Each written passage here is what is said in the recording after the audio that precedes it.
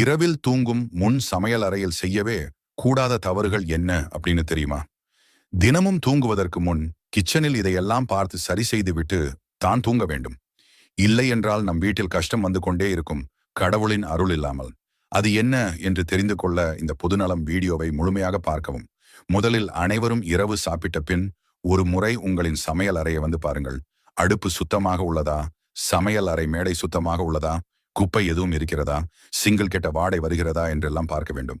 எப்போதும் இரவில் உங்களில் அடுப்பின் மேல் ஏதாவது ஒரு பாத்திரம் இருக்க வேண்டும். வெறும் அடுப்பாக இருக்கவே கூடாது.